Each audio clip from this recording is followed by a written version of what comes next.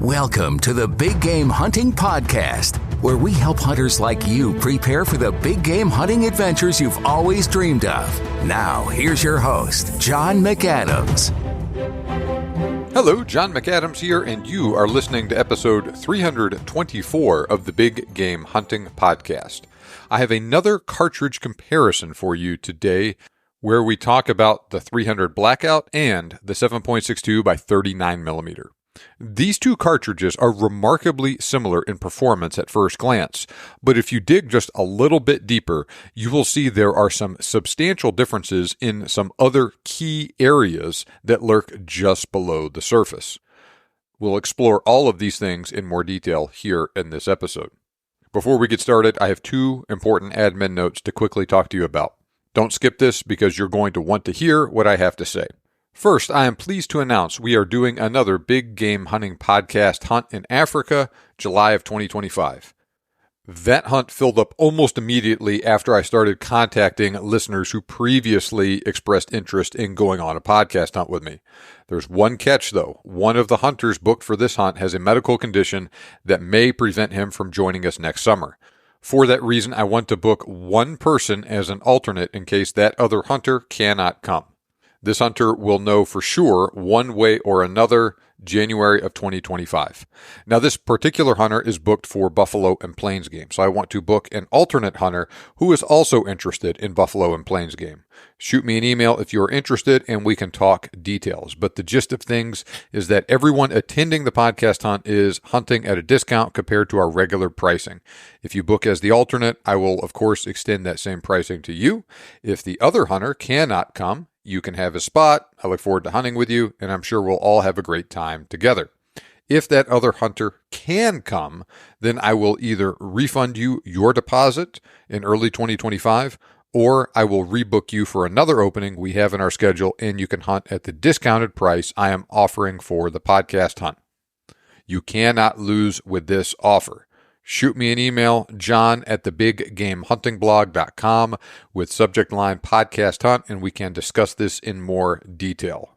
And by the way, the dates of the podcast hunt next year are 19 to 28 July 2025.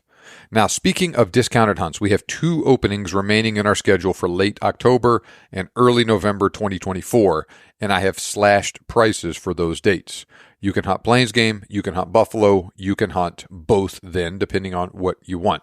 So if you did not draw a tag anywhere this year, or if you just otherwise have an opening in October or November, and you want to take advantage of this opportunity to enjoy an African safari during a time of year where the hunting is fantastic, especially for kudu, impala, buffalo, wildebeest, stuff like that, and do so at a discount, email me, john@thebiggamehuntingblog.com, and I'd be happy to discuss pricing and dates in more detail.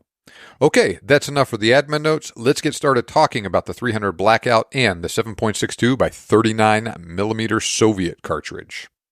Similar to episode 322, where I talked about the 5.56 and the 7.62 by 39, I'm not going to spend a tremendous amount of time discussing the historical roots of these cartridges, but I will hit the highlights to give you an idea of how and why these two rounds came into existence. Both cartridges are the result of a trend started by the Germans to develop what is literally an assault rifle in the purest sense of the definition back in World War II.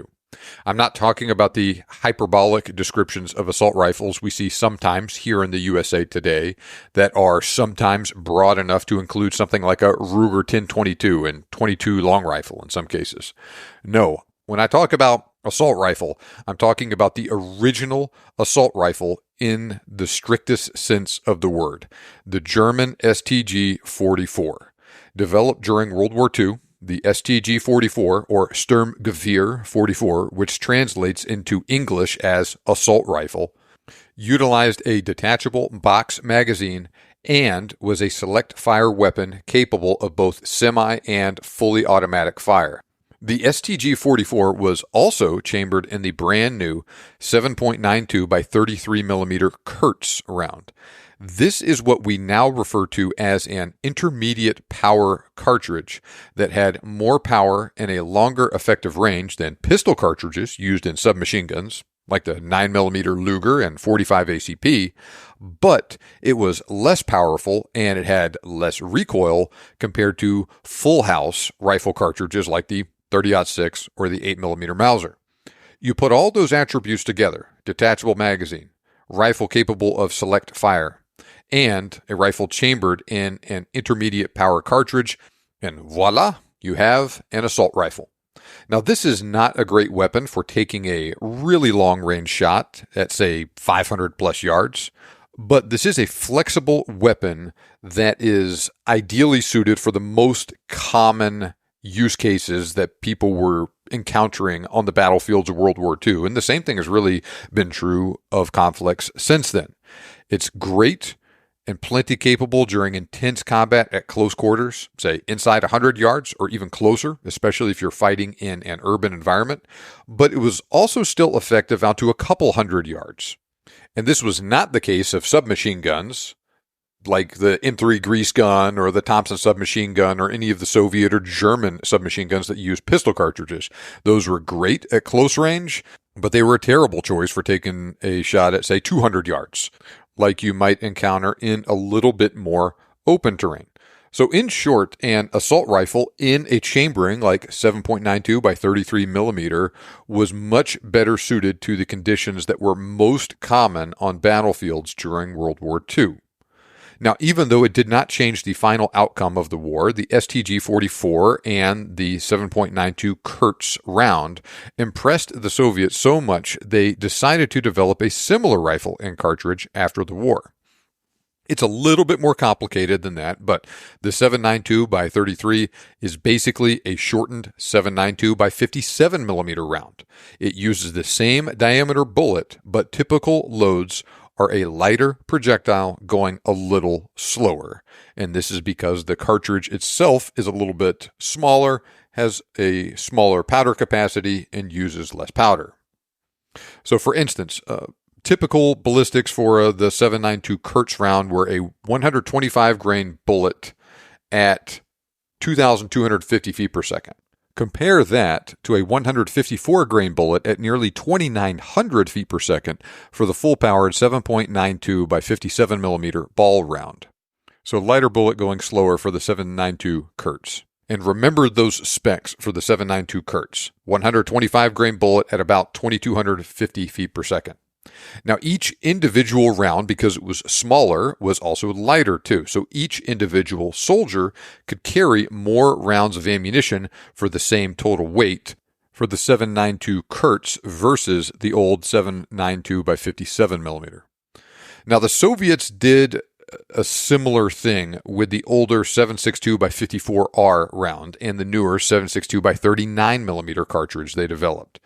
In this case, the 7.62 by 39 used the same bullet diameter, just a shorter case with less powder. Now, while both of the German cartridges were rimless, the 7.62 by 54R, the older Soviet round, was a rimmed cartridge.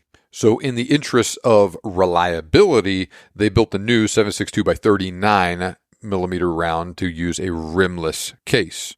I didn't mention it earlier, but the Germans did use a couple of different loads for the 7.92 by 57 millimeter cartridge. The same was also true with the Soviets for the 7.62 by 54R. That said, their typical ball load for that round was a 148 grain full metal jacket bullet going at around 2,700 feet per second. Well, the newer 7.62 by 39 fired a 123 grain bullet at about 2,300 feet per second. So once again, the two cartridges used the same diameter bullet, but the newer 7.62 by 39 had a shorter case, less powder capacity, fired a lighter bullet going slower. So that 123 grain bullet at around 2,300 feet per second, pretty similar in performance to the German 7.92 Kurz. Now, the Soviet round, like I mentioned earlier, had a rimless case, and in addition to that, it also used a highly tapered case to assist with reliable feeding and extraction. And the Soviets adopted a number of different weapons chambered in that cartridge, like the semi-auto SKS, the RPD machine gun, and of course the famous AK-47 assault rifle, and all of the various AK derivatives over the ensuing years. Now, if you put an AK-47 and a 7.62x39 cartridge next to a STG-44 rifle and a 7.92x33 millimeter cartridge, you'll almost immediately notice they are very similar in appearance. And I wouldn't say they are directly related, but the Soviets clearly modeled their new rifle and cartridge after the German designs. So that is the Soviet 7.62x39 in a nutshell. Now let's talk about the 300 Blackout. Now, the United States used the full-powered 30-06 during World War II. Now, ball ammo for that cartridge was a 150-grain bullet at around 2,700 feet per second at the time. And you may have noticed that is very similar performance to the Soviet 7.62x54R. Well, U.S. military leaders also wanted a new rifle and cartridge with many of the same advantages of the German STG-44. Well, they eventually replaced the M1 Garand and the 30-06 with the M14 battle rifle and the 7.62x51 millimeter NATO cartridge during the 1950s. Now, while the 7.62x51 and the very similar 308 are great for many things, they did not follow the German and Soviet playbook here of using a less powerful cartridge. The 7.62x51 is indeed a little shorter than the 30-06, but it had almost identical ballistics to the old 30-06 M2 ball load that I just described a minute ago. So the end result was the M14 rifle was still too heavy and too difficult to control when firing in fully automatic mode. Well, development along those lines continued, and the United States eventually settled on the lighter weight M16 rifle and the high-velocity 5.56x45 millimeter cartridge in the 1960s. Now, the original M193 ball load for the 5.56 NATO fired a 22 caliber or 224-inch, 55-grain full metal jacket bullet at 3,250 feet per second. Now, despite its small size and despite the teething problems the M16 rifle suffered in terms of reliability in Vietnam, the original M193 5.56 NATO ammo had pretty impressive terminal performance on so-called soft targets up close, which was often the case in Vietnam. Now, that is, it worked really well when the rifle worked properly. Now, the United States military was oriented towards fighting the Soviet Union at the time. And unlike the Viet Cong and the North Vietnamese Army, the Soviet Army started to field body armor in the 1970s and 1980s. And there were, of course, fears that the M193 load wouldn't be as effective on Soviet soldiers wearing body armor. In response to that, the U.S. military fielded the M16A2 rifle with a faster rifling twist rate, 1 7 inches versus 1 12 inches for the M16A1, and they did this because they adopted a new load for the 5.56 cartridge.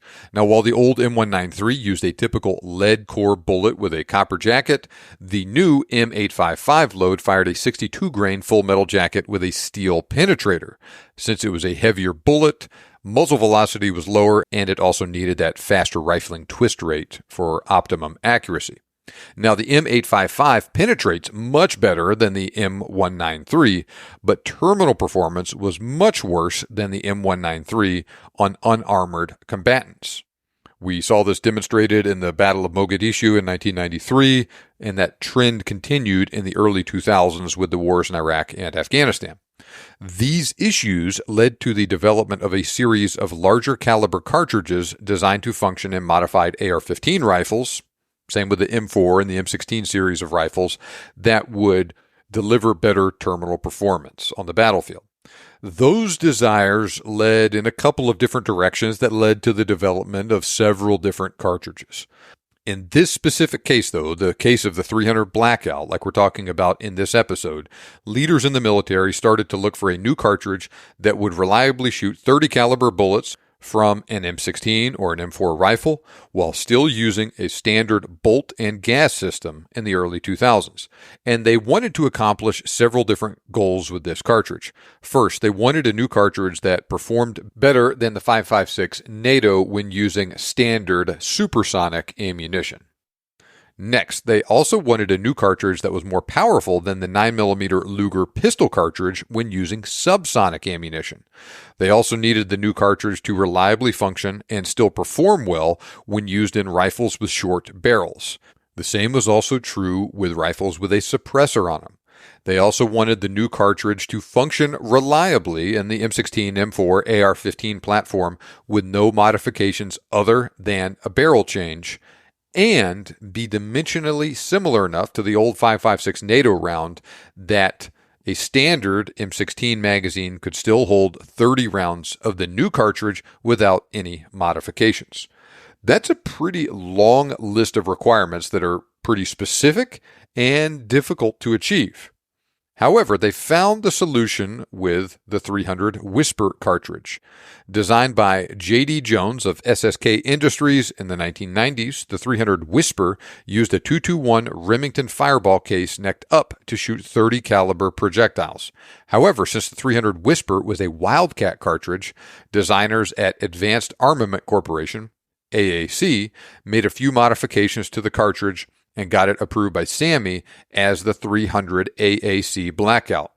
Also known as the 300 Blackout, this cartridge is available in several different supersonic loads. For instance, Barnes manufactures a load shooting a 110 grain TAC TX at a muzzle velocity of 2,350 feet per second, say about 1,350 foot-pounds of energy.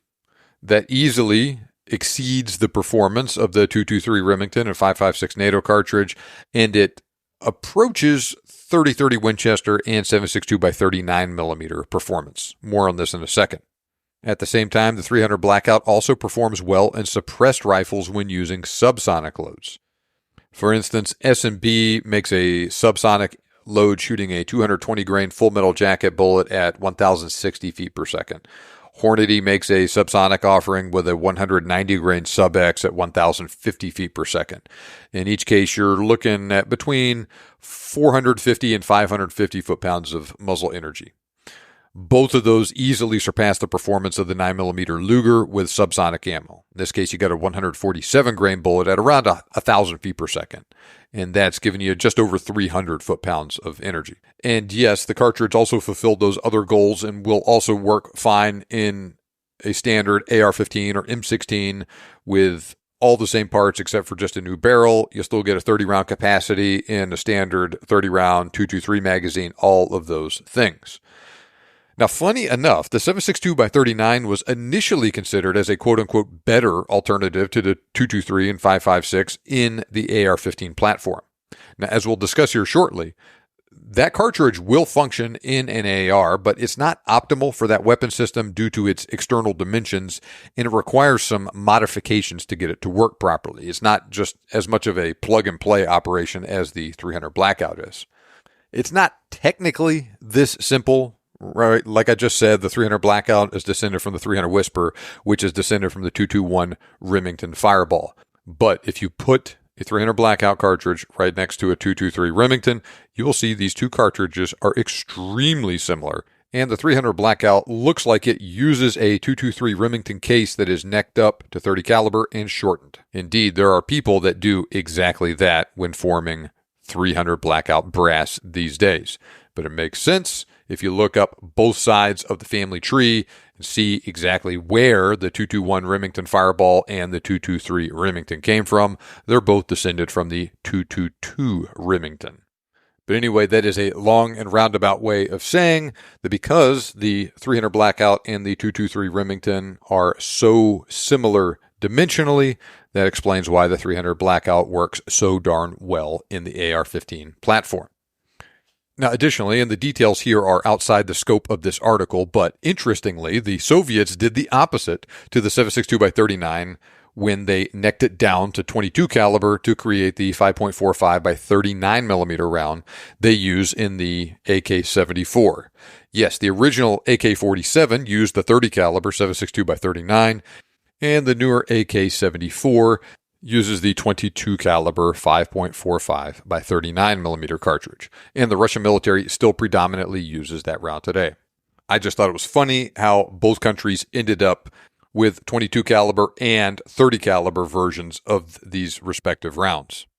Back to the 300 Blackout versus the 7.62 by 39. Like I just touched on, both are 30 caliber cartridges, but they don't use exactly the same diameter bullets. Like most American 30 caliber cartridges, like 30-30, 30-06, all that stuff, the 300 Blackout uses .308 inch bullets.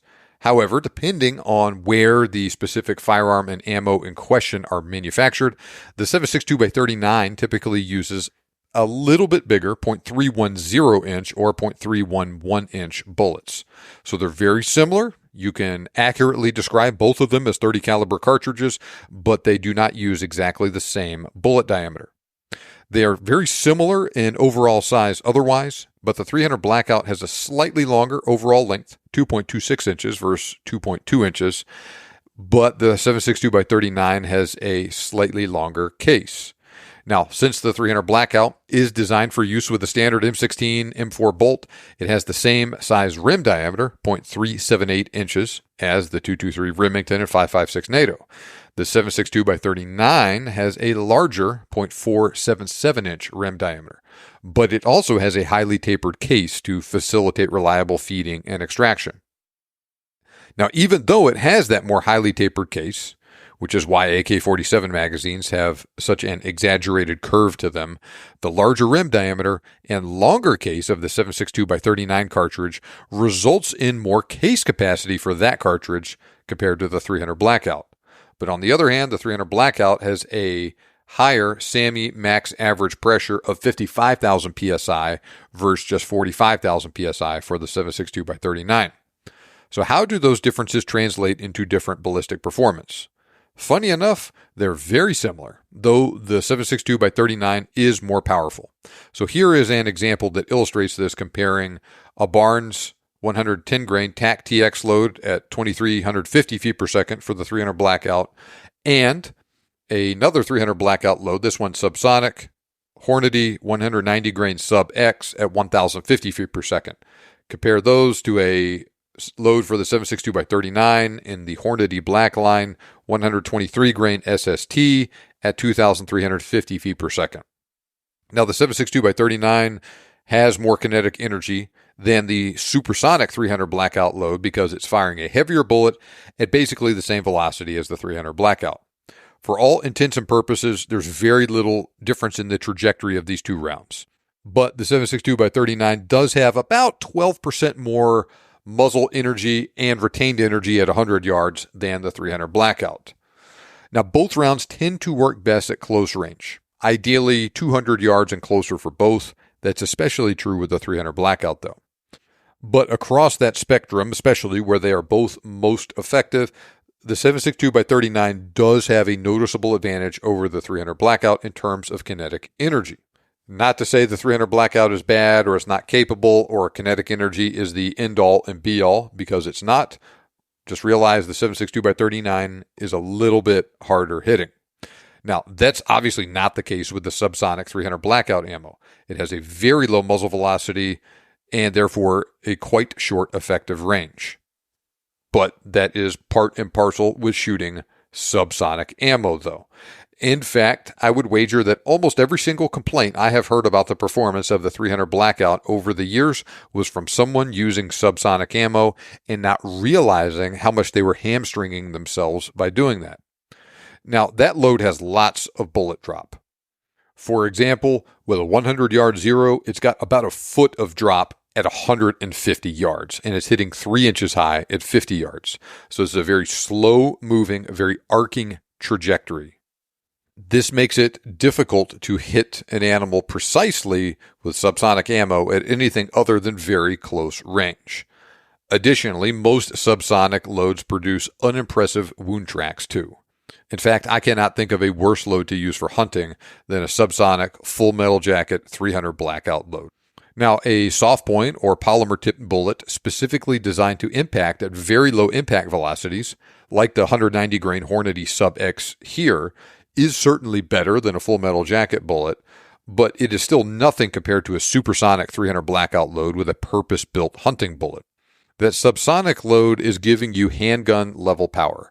It is more powerful than a 9mm and more or less comparable to a 45 ACP.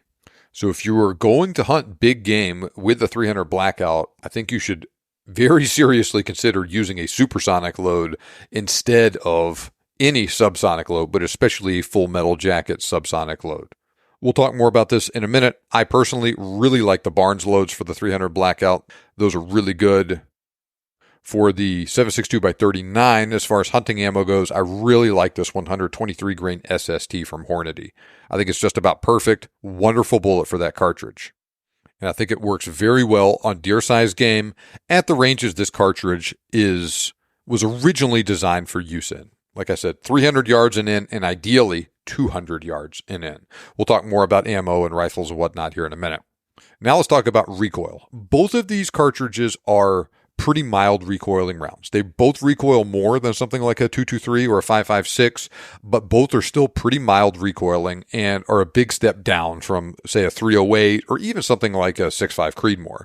And between these two cartridges, the 300 Blackout has slightly less recoil than the 7.62 by 39 when you're using them in rifles of the same weight. All right, now let's talk about a couple of other pros and cons for each one.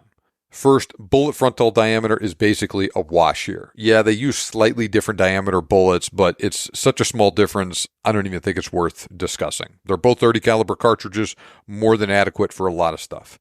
What about accuracy? Now, the 7.62 by 39 has gotten a bad rap for accuracy over the years.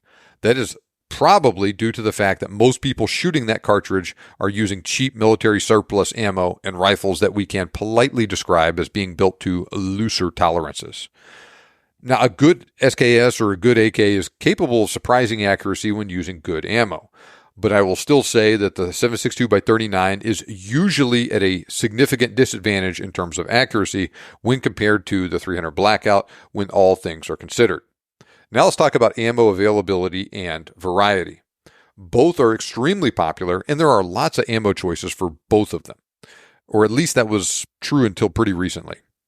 Now, traditionally, full metal jacket bullets made by companies like Brown Bear, Silver Bear, Tula, or Wolf are the most common choices for 7.62 by 39 millimeter ammo out there.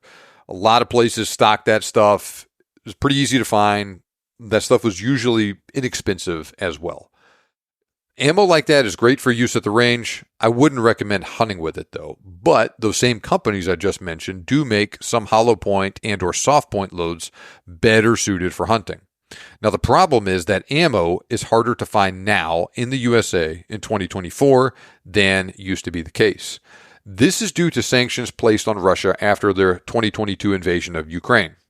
They didn't completely stop the importation of that ammo, and these sanctions were for all Russian-produced small arms ammo, not just the 7.62 by 39. But that meant that everyone who had import licenses for that stuff did not get their licenses renewed whenever they finally expired. As far as I know, here in 2024, all those licenses have expired, and there is now no new Russian-produced 7.62 by 39 ammo getting into the country now. I do not expect that to change as long as the war in Ukraine continues and these sanctions remain in place.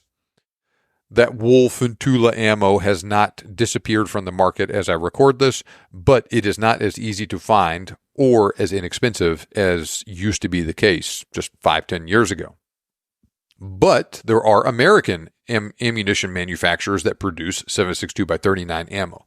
S&B is an example of a European company that makes 7.62 by 39 ammo, both subsonic and supersonic ammo, both hunting ammo, and both FMJ ammo, ideally suited for use at the range. For American manufacturers, Federal produces it in their PowerShock line with a 123 grain soft point. Remington makes it in their Core-Lock line, 125 grain Core-Lock bullet. Winchester makes it in their PowerPoint and Deer Season XP lines, both with 123 grain bullets. Hornady also offers a couple 7.62 by 39 loads as I record this. They make a 111 grain Monoflex and a 123 grain SST bullet in their black line. They also offer it in their subsonic line with a 255 grain Sub X bullet. Now, aside from those two unique Hornady loads, all those loads I just mentioned have ballistics very similar to what I described earlier. 123 grain-ish bullet at around 2,350 feet per second. So there's not a tremendous amount of variety for this cartridge. But I will say all those loads I just mentioned are perfectly suitable for hunting deer-sized game. And like I mentioned, they work great out to around 200 yards. I think that's on the upper end of the range that is best suited for that cartridge. You can use it farther than that, but I think it's better at a little bit closer range. None of those loads are going to knock your socks off with their performance, but there's nothing wrong with them either. On the other hand, there is a much wider variety of ammo for the 300 Blackout. This ammo also includes stuff like full metal jacket ammo and some open tip match ammo best suited for use at the range. But you also have some hollow point, some soft point, and some ballistic tip ammo that is much better suited for hunting. Now, in terms of the hunting ammo, you can really divide all that stuff into 4 broad categories. First, we have 110 to 120 grain lead-free bullets. You got Barnes with their 110, 120 grain TAC TX, Hornady with a 110 grain CX, Nosler with a 110 grain E-tip, Federal with a 120 grain copper hollow point, and you have Remington with a 120 grain copper core locked. All of those are going 2,100 to 2,350 feet per second, depending on the bullet weight. I especially like those Barnes loads. I think they are absolutely outstanding 300 Blackout hunting choices. I don't have personal experience with those other specific copper 300 Blackout loads I just mentioned, but they all look very similar at first glance in terms of performance to the Barnes ammo, and they should perform pretty similarly. Now, next we have a couple of lighter weight bullets that are pretty soft.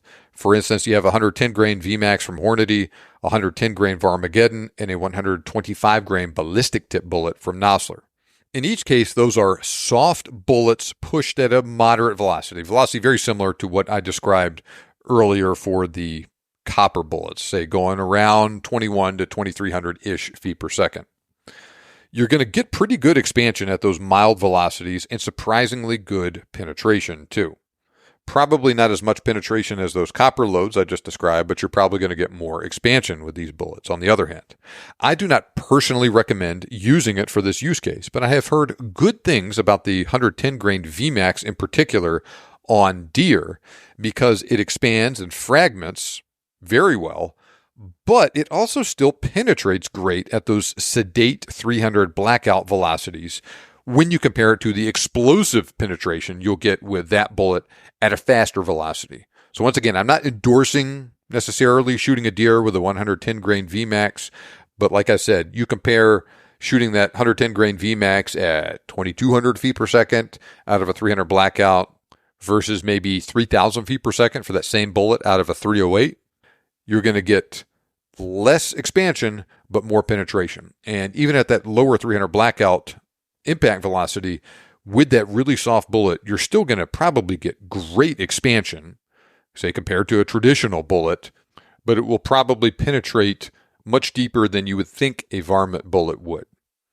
I've not used this bullet on game myself, but I have observed that in ballistic gelatin. It was very interesting to see how that worked. Anyway, food for thought. Next, we have heavier 150 grain loads. We have PowerShock and Fusion loads from Federal for the 300 Blackout. Same thing with the Winchester PowerPoint and Winchester Deer Season XP. All going around 1,900 feet per second. These are pretty low velocity loads, probably going to get a moderate wound track with pretty good penetration. Probably more than those really soft bullets like I talked about, probably less than those copper bullets that I talked about a minute ago. Marketed for deer hunting, probably pretty good for that. I still prefer the copper bullets myself for it, but I would not say that these are bad choices either. Now finally, we have the last category, heavier weight bullets in subsonic ammo. 190 grain Hornady Sub X, 200 grain Winchester PowerPoint, both at 1,050 feet per second. Now the thing with subsonic ammo is you have to keep it below the speed of sound or else it's not subsonic. So that means about 1,050 feet per second is going to be the maximum advertised velocity for this ammo. And so you tend to see heavier bullet weights, which is why you're seeing 190, 200 grain stuff for these hunting loads. And then you see stuff for non-hunting loads, stuff used for target shooting and whatnot, 208 grains, 220 grains, that sort of thing. But those two loads, the one from Hornady, the one from Winchester I just mentioned, are both where I would point you if you insist upon hunting with subsonic 300 Blackout ammo. Both are very quiet, both are designed to expand at low impact velocities, but even with them, you are really handicapping yourself if you hunt big game with either load. I'd say they're about as good as it gets for subsonic ammo, but I have not been that impressed with them either compared to supersonic ammo. And this is a more of a critique of hunting with subsonic ammo than of a critique of Hornady or Winchester in the specific bullets that they make. Do not hunt with any other subsonic ammunition. Yes, you can kill game with a full metal jacket subsonic bullet, but you are asking for trouble by doing that. Let's move on. Add it all up, you have a pretty good variety of ammo for the 300 Blackout from several different companies. You don't have quite the degree of variety for the 300 Blackout as you would with something like a 223 or a 308, but there is still a really good variety here, and you have much more variety for this round than you do for the 7.62x39. Now let's talk about rifle availability. Now, due to the roots of these cartridges, both the 300 Blackout and the 7.62x39 tend to be most commonly chambered in semi-automatic rifles. First up, both are available in the semi-automatic Ruger Mini 14 and Mini 30 for the 300 Blackout and 7.62x39, respectively. Now, in particular, though, AR platforms are extremely popular for the 300 Blackout, and the 7.62x39 is most popular in a bunch of different AK clones and variants. There are a few AR-15 models chambered in 7.62x39, but they are not nearly as common as ARs in 5.56 or 223 or 300 Blackout or AKs in 7.62x39. This is because the extreme taper of the 7.62x39 cartridge necessitates the use of special magazines, and the large rim diameter of the cartridge requires a new bolt carrier, all of that stuff in an AR. It will work. You can get an AR in 7.62x39 to function just fine. It just takes some more effort for that cartridge than is the case with the 223, 5.56, or 300 Blackout. Now, while both rounds are most common in semi-automatic rifles, you can get both in bolt-action rifles, too. For instance, you can get the 300 Blackout in stuff like the Mossberg MVP Scout, the Savage Axis and 110, the CVA Cascade, and the Christensen Arms Ridgeline Scout. It's also available in the single-shot CVA Scout. Both cartridges are available in the Ruger American Ranch bolt-action rifle, and the Howa Mini is available in 7.62x39 as well. All right, one last thing about rifles before we move on. The 300 Blackout tends to work better out of shorter barrels. Remember, this is one of the things it was literally designed for. Part of the reason is the 7.62x39 has a larger powder capacity, and it just needs a longer barrel for complete powder burn. Now, while most companies advertise velocities for their factory ammo with 24-inch barrels, the 300 Blackout is usually an exception, and they usually use a 16-inch barrel for those advertised velocities. And there's really not much advantage to going longer than 16 inches for the 300 Blackout. Now, for reference, for example, Hornady advertises 7.62x39mm velocities with a 20-inch barrel on their website. Additionally, my Nosler number 9 reloading manual uses a 22-inch barrel for their 7.62x39 load data. My Hornady 10th edition reloading manual uses a 20-inch barrel for their 7.62x39 data. Both manuals list a 16-inch barrel for the 300 Blackout load data. Okay, now let's talk about magazines. Now, first, since it is more closely related to the 223 Remington and it has such a similar overall shape, the 300 Blackout can use regular AR-15 or M16 magazines designed for use with the 223 and 5.56 without modifications, and they still retain a 30-round capacity with the 300 Blackout. Now, you can purchase a purpose-built 300 Blackout magazine if you want that has 300 Blackout written on the side of it, but regular 5.56 magazines will usually work great with the 300 Blackout. So keep that in mind if you already have a pile of Magpul mags for your AR-15. You can use them. It's no problem at all. There is one vitally important safety consideration to keep in mind if you own rifles in both 300 Blackout and 223 or 5.56. A 300 Blackout cartridge can chamber and fire with catastrophic results in a 223 Remington or a 5.56 NATO chamber. If you try and push a 30 caliber bullet down a 22 caliber bore, you're likely going to destroy your rifle, maybe even cause severe injury or death to yourself or bystanders as a result. Those who own rifles chambered of both cartridges should exercise extreme care to avoid mixing ammunition for these two cartridges and having a very bad accident like that. My local shooting range has an example on display of what can happen if you make that mistake, and the results were not pretty. I don't think anybody got hurt when that happened, but it destroyed that rifle. For this reason alone, it might be a good idea to purchase dedicated 300 Blackout magazines to reduce the odds of a serious accident occurring due to mixing ammunition. And you only use that 300 Blackout magazine with 300 Blackout ammo in that rifle. You only use your 5.56 magazines with your 5.56 NATO rifle. Things are a little different for the 7.62x39. Obviously, you don't have to worry about accidentally shooting a 7.62x39 cartridge in your 5.56 rifle. It will not fit. But since the 7.62x39 uses a more tapered case, larger capacity 7.62x39 magazines have a very distinct banana type shape.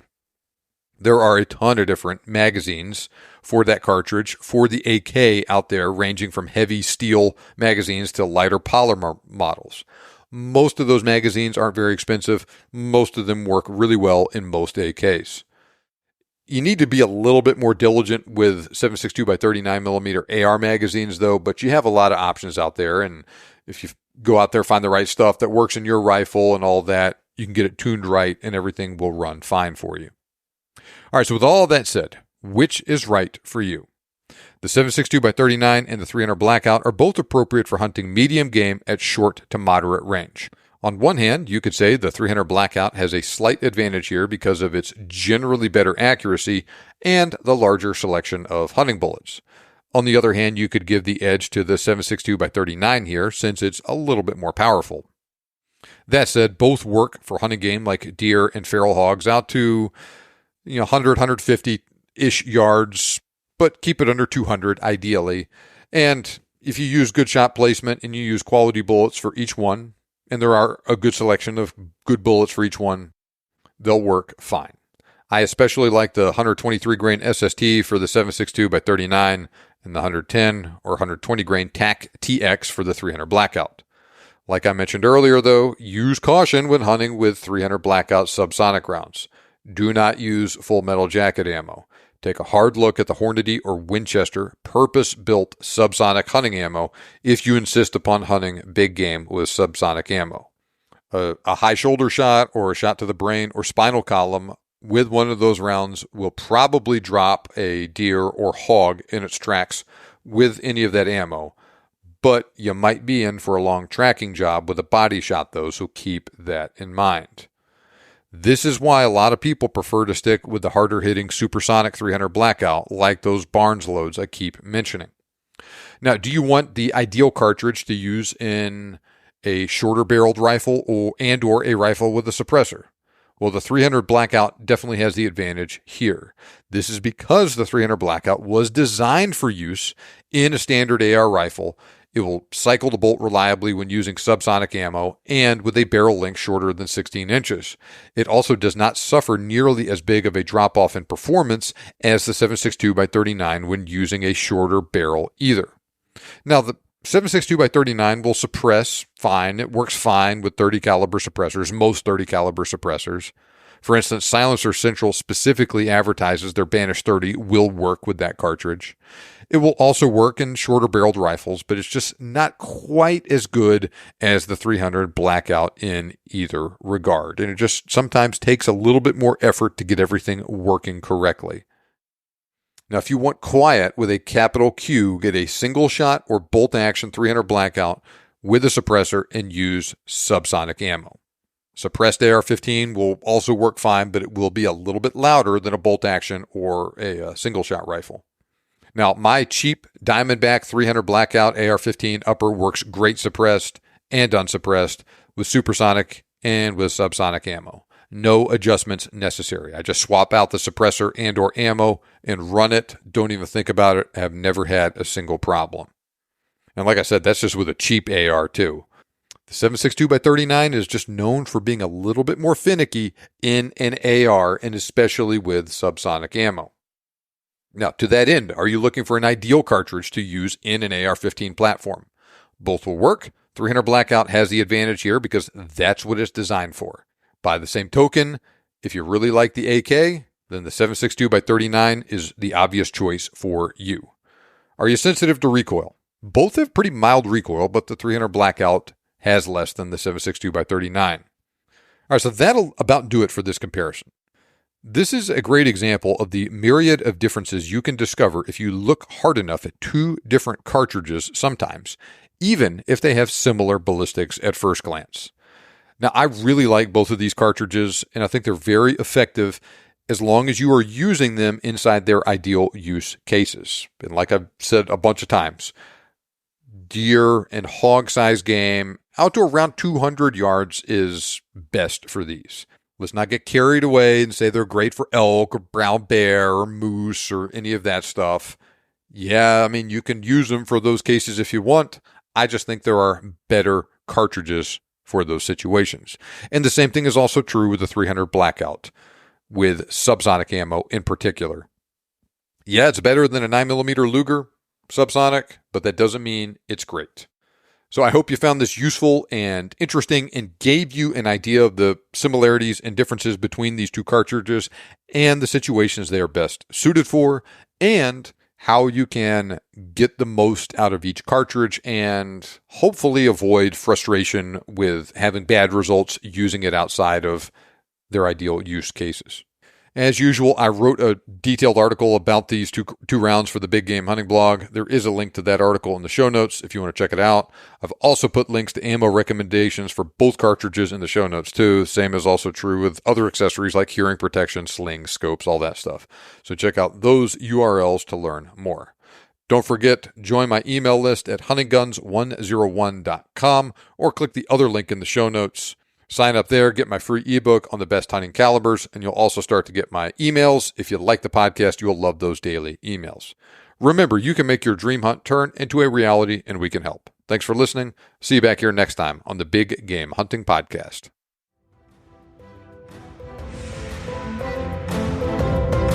This show may be over, but we have plenty more for you on our website. For more information on today's topic, as well as lots of other useful hunting resources, head over to the BigGameHuntingBlog.com.